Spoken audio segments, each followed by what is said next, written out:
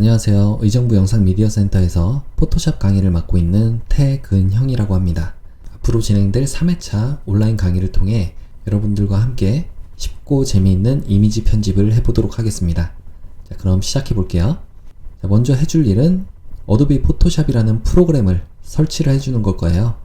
검색창에 어도비 포토샵이라고 검색을 해주시게 되면 아래쪽에 공식 사이트가 나오게 됩니다. 자, 이 포토샵 부분으로 가볼게요. 크리에이티브 클라우드 서비스가 나오게 되는데 일단은 X를 눌러볼게요. 나는 포토샵 뿐만이 아니라 일러스트레이터나 인디자인, 프리미어와 같은 영상 편집 프로그램까지도 전문적으로 사용하고 싶다 하실 때는 이 크리에이티브 클라우드 서비스를 이용해서 모든 앱을 다운로드 해주시는 것도 좋고요. 나는 그냥 포토샵만 쓰겠다 하시면은 위쪽에 구매하기 버튼을 눌러서 이렇게 개인인지 기업인지 학생 및 교사인지에 따라서 서로 다른 가격으로 서비스를 이용할 수 있는데요. 물론 조금씩 차이는 있지만 기본 기능 자체는 크게 다르지 않으니까 여러분들이 포토샵이 포함된 그런 프로그램으로 설치해 주시면 되겠습니다. 자, 여기 포토그래피라든지 아니면 포토샵만 이용할 때 이렇게 사용하시면 되겠죠. 이렇게 해서 구매하기 버튼을 누르시게 되면 계정을 만든 다음에 프로그램을 이용할 수 있습니다. 저 같은 경우는 크리에이티브 클라우드 서비스를 사용하고 있기 때문에 이렇게 컨트롤 타워 격인 크리에이티브 클라우드 데스크탑이라는 앱이 실행이 돼가지고 이 안에서 포토샵을 실행할 수도 있고요. 여러분들 같은 경우에 이 윈도우 창 이 부분을 선택해 주시거나 아마 대부분은 왼쪽 아래편에 이 윈도우 창이 있겠죠. 이 윈도우 창을 눌러서 PH5까지만 적어주시면 현재 설치되어 있는 여러분들의 포토샵 버전이 나오게 돼요. 그러면 해당 프로그램을 실행해 주시면 되고요. 그 다음에 오른쪽 위편에 보시면 이 부분 프로필 부분에서 환경 설정에 가보시면요, 아래쪽에 설치 위치도 여러분들이 바꿀 수가 있고요. 기본 설치 언어 부분에서 언어도 설정할 수가 있는 거예요. 설치되는 프로그램을 한국어로 설치할지 아니면 영어로 설치할지요. 자, 이런 식으로 설정해 주시고 난 다음에 완료를 누르시게 되면 현재 설치되어 있는 이런 프로그램들이 나오게 되거든요. 그럼 내가 원하는 프로그램을 설치 눌러주시면 되겠죠. 저 같은 경우는 크리에이티브 클라우드 서비스를 사용하고 있기 때문에 모든 프로그램들을 다 사용할 수 있는 거고요. 자, 어쨌든 포토샵을 실행시켜 주시게 되면 이런 식으로 화면이 나오게 됩니다. 먼저 창 구성부터 좀 보는 게 좋을 것 같은데요. 제일 위쪽에 있는 거는 상단에 있다고 해서 상단 메뉴라고 합니다. 그래서 카테고리별로 잘 분류가 되어 있어요. 파일들에 대한 메뉴는 이 파일 부분에 다 있는 거고, 편집 부분은 말 그대로 편집할 때 필요한 그런 메뉴들이겠죠. 아주 직관적으로 해당 카테고리에 위치하게 되는데요. 제일 첫 번째로 해줄 일은 파일에서 새로 만들기. 이거는 새 파일 눌렀을 때와 같은 메뉴입니다. 파일을 먼저 만들어주는 거예요. 새로운 문서 만들기 창이 나오게 되고요. 여러분들은 포스터나 명함과 같이 실제 인쇄를 목적으로 하는지, 아니면 PC나 노트북, 태블릿이나 핸드폰과 같은 모바일 기기를 목적으로 하는지에 따라서 문서의 종류가 달라지게 되는 거예요. 자, 위에 여러 가지 메뉴들이 있지만 크게 보면은 인쇄와 모바일 기기 이렇게 나눌 수가 있다는 얘기입니다. 자, 일단 우리는 웹 부분을 클릭해서 아래쪽을 보시면 빈 문서 사전 설정이라고 하는 프리셋 부분이 나오게 됩니다. 프리셋은 미리 만들어져 있다 해서 사전 설정이라고 나오고요. 이 부분들은 많이 사용하는 사이즈와 같은 미리 세팅해 놓은 값이라고 보시면 돼요. 자, 그러면 핸드폰을 가로로 뒤집었을 때 전체 화면으로 볼 수 있는 1920에 1080짜리 풀 HD 사이즈로 문서를 만들어 보겠습니다. 자, 이 부분을 클릭해 주니까 오른쪽 편에 해당 세팅 값이 자동으로 들어오게 되는데요. 자, 위쪽에 제목 없음 부분에 일단 테스트라고 적어 볼게요. 테스트라고 적고, 아래쪽에 있는 값들은 따로 수정해 줄 필요가 없습니다. 일단은 아트보드는 체크를 해제해 줄게요. 자, 그 다음에 색상 모드가 RGB 색상인지 또 배경 내용은 흰색인지 확인하신 다음에 만들기 버튼을 눌러주겠습니다. 그러면 첫 화면은 이런 식으로 나오게 될 거고요. 설명해 드린 바와 같이 위쪽은 상단 메뉴가 위치하게 되는 거고, 아래쪽은 기본값으로 컨트롤 패널이라고 하는 부분이 생기게 됩니다. 이 왼쪽은 도구 상자라고 하는 부분인데요. 자, 여기에 보시면 이렇게 조그맣게 되어 있는 점점점점 되어 있는 부분이 있어요. 이 부분을 클릭하고 쭉 빼시게 되면은 이 부분이 떨어져 나오게 돼요. 자, 이 부분을 잡고 움직이면 되는 거죠. 그리고 화살표를 한번 눌러주시게 되면은 두 칸으로 변형이 됩니다. 자, 그리고 오른쪽 편을 보시게 되면은 색상과 색상 견본, 그라디언트 이런 여러 가지 메뉴들이 나와 있죠. 이 메뉴들을 패널이라고 불러요. 그래서 색상이라고 되어 있으면 색상 패널, 색상 견본이면은 색상 견본 패널, 그라디언트 패널, 패턴 패널 이런 식으로 명칭을 씁니다. 지금은 여기 있는 값들을 모두 사용은 안 할 거예요. 그렇기 때문에 오른쪽 편에 이렇게 빈 공간이 있어요. 여기를 잡고 이렇게 떼주시게 되면은 마찬가지로 분리가 됩니다. 이 패널들은 X표를 눌러서 다 지워줄게요. 일단 속성 부분도 마찬가지로 클릭하고 쭉 빼주신 다음에 X를 눌러서 또 없애줬고요. 일단은 레이업 채널 패스 있는 부분은 이 빈 공간을 클릭하고 쭉 빼신 다음에 자, 여기 오른쪽 편에 위치를 시킬게요. 그 다음에 레이어 패널을 봤을 때 조금 영역이 작다 싶으시면은 아래쪽에 이 부분을 잡고 늘려주시면 돼요. 여기를 잡고 이렇게 늘려주시면 커졌죠? 네, 이렇게 배치를 해주시고요. 일단 여러분들 오른손잡이가 많으실 거기 때문에 오른쪽 편의 메뉴들을 구성해 놨습니다. 이 썸네일의 크기도 변경을 할 수가 있는데요. 레이어 패널의 오른쪽에 보면 이렇게 생긴 햄버거 메뉴가 있습니다. 이 부분을 눌러서 아래쪽에 패널 옵션을 눌러주시게 되면 자, 축소판 크기라고 하는 게 썸네일의 사이즈를 얘기하는 거예요. 세 번째 선택하시고 확인을 눌러주시면 조금 더 커졌죠? 자, 오른쪽 편에 이 부분도 마찬가지로 분리시켜주기 위해서 이 부분을 잡고 이렇게 떼주시고 X 표시 누르면 나머지도 다 떨어져 나왔죠? 자, 우리가 당장 사용할 메뉴들을 구성해 봤는데요. 포토샵을 실행할 때마다 이런 식으로 작업을 해주는 건 굉장히 비효율적이겠죠? 그렇기 때문에 지금 상태 그대로를 우리는 위쪽에 창 부분을 선택해서 작업 영역에서 아래쪽에 새 작업 영역을 눌러주게 됩니다. 우리의 책상을 만든다 보시면 돼요. 자, 여기서 여러분들의 이름을 써주시고요. 그 다음에 아래쪽 부분에 바로가기와 메뉴, 도구 모음들을 모두 체크해 주신 다음에 저장을 눌러주시면 지금 우리가 구성한 메뉴 자체가 아예 우리의 책상으로 구성이 된 겁니다. 자, 정말 그런지 볼게요. 창 부분에 가보시면은 체크 표시가 되어 있는 부분들이 현재 나와 있는 메뉴들인데요. 옵션도 같이 있죠? 자, 이런 거 지워주시면 위쪽이 사라졌고요. 그 다음에 창 부분에서 또 다른 메뉴도 꺼내보면은 모양 메뉴도 나왔고, 또 창에서 자, 이렇게 단락 스타일도 꺼냈고요. 그 다음에 뭐 라이브러리 이런 메뉴도 꺼냈는데 작업을 진행하면서 너무 복잡해지는 게 싫어요. 또 내가 자주 사용하는 메뉴, 아까 저장해놨던 그 메뉴로 처음부터 다시 돌아가고 싶으면은 위쪽에 창 부분에서 작업 영역 가신 다음에 지금 우리 이름으로 되어 있는 부분을 재설정해 주시면 됩니다. 여기를 클릭해 주시면은 아까 전에 마지막으로 저장했던 그 상태 그대로가 다시 불러오기가 되는 거죠. 이렇게 아주 쉽게 우리가 자주 사용하는 메뉴들을 구성할 수가 있는 거예요. 자, 그러면 구체적으로 살펴보도록 하죠. 오른쪽 부분에 보시면 도구 상자 메뉴가 있어요.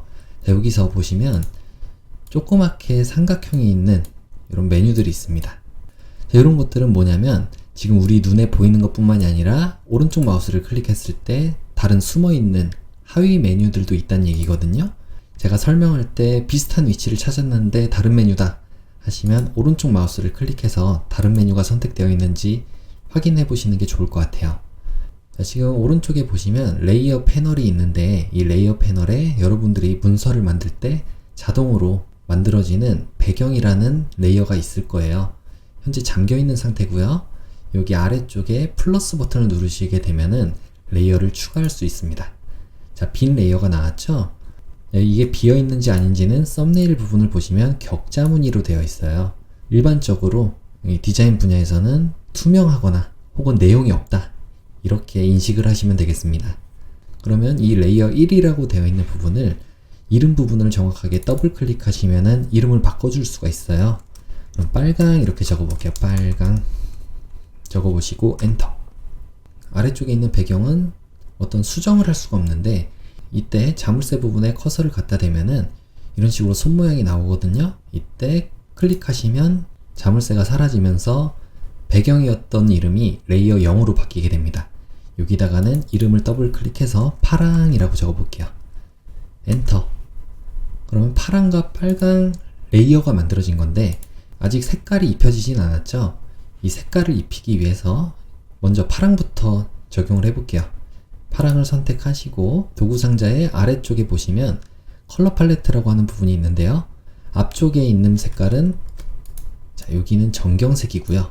이 부분은 뒤에 있다 해서 배경색이 됩니다. 그래서 앞쪽에 있는 정경색을 한번 빨간색으로 바꿔볼게요. 한 번만 클릭하면은 이런 색상 피커가 나오게 되고 색상을 설정할 수 있는 거죠. 그래서 왼쪽에서 오른쪽으로 당겨주시게 되면 빨간색이 됐고, 자, 여기도 오른쪽에 있는 부분에서 색깔을 원하는 색상을 바꿀 수가 있습니다. 여기 새라고 나와 있는 게 새롭게 바뀔 색상을 얘기하는 거예요. 현재 검정에서, 지금 검정이잖아요. 검정에서 빨간색으로 바뀐다, 이런 얘기가 되고요. 확인 눌러주시면 빨간색으로 바뀌었죠. 그럼 마찬가지로 여러분들이 배경 색깔은 클릭하셔서 여기를 파란색에 먼저 맞춰주시고, 그 다음에 왼쪽에서 오른쪽으로 당겨주시게 되면 파란색으로 바뀌잖아요. 이때 확인 눌러주시면 빨간색과 파란색이 들어오게 되는 거죠. 파란색이 선택이 되어 있으니까 얘는 배경색을 넣어주면 되겠죠. 편집에서 아래쪽에 7이라는 메뉴가 있어요. 이 부분을 눌러서 내용이 현재 정경색으로 되어 있는데 여기를 배경색, 우린 지금 파란색을 넣을 거니까, 그래서 확인을 눌러주시면 이렇게 파란색으로 전체가 채워지게 되면서 썸네일도 파란색이 돼버렸죠. 빨간색도 마찬가지로 그럼 선택을 하시고 위쪽에 편집에서 7을 눌러주신 다음에 얘는 정경색이죠. 클릭하고 확인 눌러주시면 빨간색이 됐어요. 자, 항상 기본 상태는 여러분들이 도구 상자에 이 이동 도구를 선택해 주시는 게 나중에 실수가 없습니다. 그러면 빨간과 파랑이라는 레이어가 본연의 이름에 맞춰서 바뀐 걸 볼 수가 있는데요. 지금 보시면 파란색이 안 보이는 이유는 빨간색이 가려서 안 보이게 되는 거예요. 그래서 빨간색 레이어를 선택하고 만약에 눈을 가려주시게 되면 빨간색은 눈이 안 보이게 처리가 되니까 파란색만 보이게 되는 거죠. 또 눈을 다시 켜주신 다음에 빨간 색깔을 쭉 끌어서 파란 줄이 나올 때 탁 놔주시면은 순서가 바뀌게 되면서 이번에는 파란색이 위에 올라왔죠. 그래서 파란색만 보이게 되는 원리예요.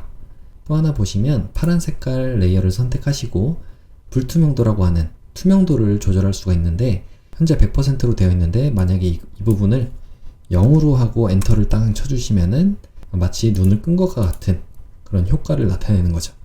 여기서 하나 팁을 드리자면 여러분들이 여기다가 직접 수치를 입력해 줘도 되고 아니면 커서를 내려서 여기서 슬라이더를 움직여 주셔도 돼요. 아니면 불투명도라고 써져 있는 부분에 커서를 올리게 되면은 손 모양으로 바뀌거든요. 이때 클릭하고 오른쪽이나 왼쪽으로 당겨주시면 슬라이더를 움직이는 것과 같은 효과를 낼 수가 있습니다. 이렇게 수치를 편집해 줬으면 반드시 엔터를 쳐서 파란색 부분이 안 나오게 해주세요.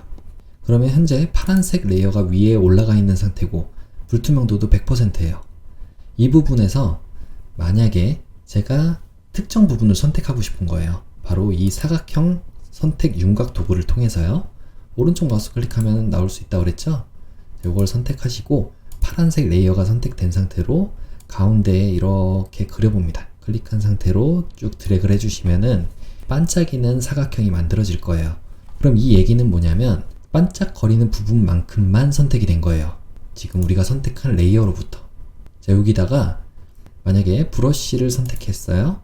자, 여기 브러쉬 도구라고 나오죠? 여러분들이 커서를 잠깐 올리고 있으면 해당 메뉴가 어떤 메뉴인지 그 설명이 나오게 됩니다. 이 브러쉬는 색칠을 할 수 있는, 말 그대로 붓칠을 할 수 있는 거예요. 그래서 이 색깔은 아래쪽에 정경색을 통해서 바꿔줄 수가 있는데요. 좀 알아보기 쉽게 정경색 설정을 눌러서 검정으로 왼쪽 아래로 쭉 당기시게 되면 이쪽에 000000이라고 되어 있는 부분이 바로 검정색을 나타냅니다. 이런 거랑은 조금 다른 거예요. 수치가 달라지죠? 우리가 완전히 왼쪽에 아래쪽 끝까지 당겼을 때 이 컬러 코드라고 하는 부분이 0000으로 바뀌는 거예요. 확인 눌러주시면 현재 브러쉬가 선택된 상태로 검정색으로 칠하겠다 이런 얘기고요. 지금 브러쉬가 조그맣게 보여요. 이거는 이 브러쉬 사이즈가 현재 13으로 되어 있어서 그런 건데 여기에 크기를 좀 더 높여줄게요. 이렇게 120이라고 하고 엔터를 딱 쳐주시면은 현재 브러쉬 모양이 좀 더 커진 걸 알 수가 있고요. 내가 만약에 칠하게 되면 자, 지금 우리가 선택된 된 부분만, 이 부분 안에서만 뭔가 색칠을 할 수 있는 거죠. 왜냐면 내가 파란 색깔의 레이어 중에서 이 부분만 선택을 했으니까. 그런 개념입니다. 자, 일단은 완료가 됐으면 항상 기본으로는 여러분들 이동도구 상태로 놓으시고, 그 다음에 선택되어 있던 부분도 해제해 줘야 되니까 선택 해제해 준다 라는 메뉴를 통해서 반짝이는 부분도 없애줄게요. 또 이 부분을 다시 원 상태로 만들고 싶어요.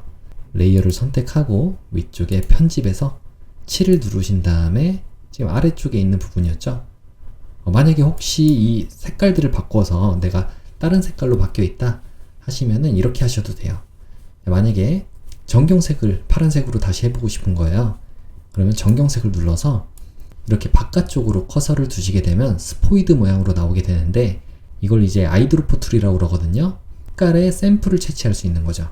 내가 이 색깔을 클릭하면은 해당 색깔이 바로 들어오게 되는 거예요. 이때 확인을 눌러주시면 방금 우리 정경색을 설정했으니까 이 부분이 정경 색깔이 이 배경으로 똑같이 바뀌는 걸 볼 수가 있죠. 똑같이 편집해서 아래쪽에 7 눌러주시고 정경색으로 확인 눌러주시면 방금 전에 배경색과 똑같은 색깔로 덮어버리기 때문에 이전 상태로 돌아가게 됩니다. 자, 아니면 여기에 오른쪽 마우스를 클릭해서 원형 선택 윤곽 도구라고 하는 메뉴가 있어요. 얘를 선택하시게 되면 동그란 모양으로 이제 선택이 되는 건데요. 파란 색깔 선택하고 이렇게 그어주시면 동그란 모양으로 이 부분만 또 선택이 된 거잖아요. 방향키의 바로 위쪽에 있는 딜리트 키를 눌러주시면 이렇게 지워지게 되면서 썸네일을 봐도 알 수가 있죠. 썸네일 중에서 이 동그란 부분만큼 지워진 거예요. 그럼 지워졌으니까 이 지워진 부분을 통해서 아랫부분이 보이게 되는 거죠.